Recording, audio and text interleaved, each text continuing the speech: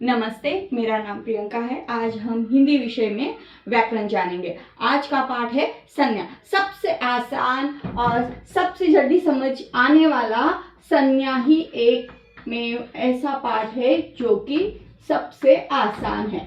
और अगर हम व्याकरण को बड़े ही आराम से समझेंगे तो सारे ही पाठ आसान ही लगेंगे। चलो, संज्ञा के बारे में जानने से पहले या परिभाषा जानने से पहले हम छोटे से उदाहरण से शुरुआत करते हैं।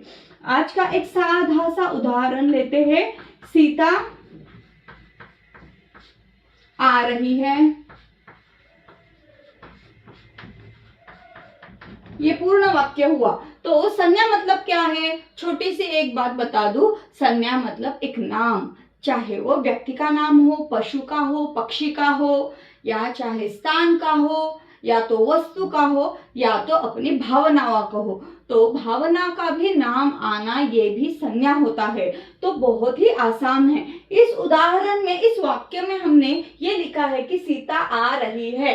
तो संज्ञा क्या हुआ? सीता। सीता ये क्या है? नाम है। ये एक लड़की का नाम है, तो वो नाम ही यहाँ पर संज्ञा हो जाता है। तो इसी से बहुत ही आसान है कि जैसे कि स्थान का भी नाम होता है। बहुत सारे स्थान हैं, दिल्ली है, हैदराबाद है, मुंबई है। उदाहरण के तौर पर ये स्थान मैं बता रही हूँ, तो पूरे भी स्थान ये संज्ञा ही हुए। उसी के साथ वस्तु, जैसे कि पेन हुई, पेंसिल हुई, टेबल हुआ, कुर्सी हुआ, ये सारे भी क्या है? संज्ञा ही है। तो साथ में भावना। भावना मतलब हम अपने मन से जो चीजों को नाम देते हैं उसी को हम भावना ही कहते हैं।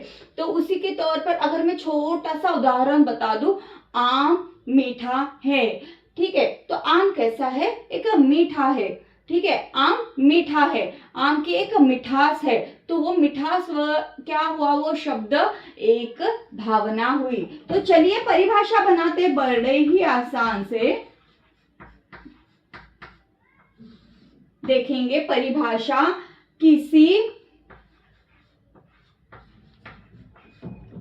व्यक्ति,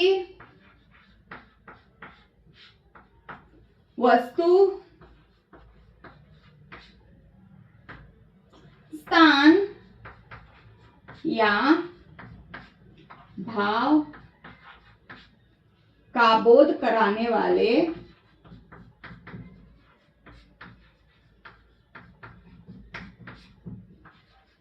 शब्द को संज्ञा कहते हैं।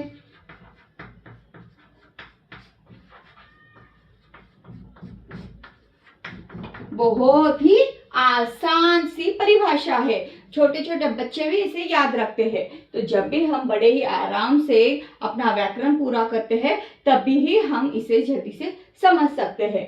तो इसी तरह से हमने जैसे एक उदाहरण लिया है वैसे उदाहरण लेते हैं। चलो, सबके बारे में एक एक उदाहरण लेते हैं। जैसे कि व्यक्ति के बारे में तो बहुत सारे नाम हैं, सुरेश, रमेश, पवन, लक्ष्मी। तो एक उदाहरण हम यहाँ पर लेते हैं। वस्तु में है पेन, पेंसिल, टेबल, कुर्सी, बहुत सारी चीजें।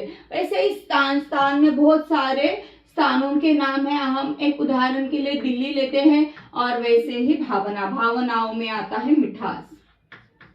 ठीक है, तो ये हो गई हमारी नाम उदाहरण। चलो, आदि मतलब एक्सेट्रा, आदि। और भी बहुत सारे नाम यहाँ पर होते हैं। तो जैसे कि संज्ञा की परिभाषा है, जैसे कि संज्ञा के उदाहरण है, ये बहुत ही सिंपल, सादा और समझने वाला विषय है। तो आगे चल के इसके भेद भी जानते हैं। इसके कुल मिला के 5 भेद है। चलिए शुरू करते हैं अपने 5 भेद।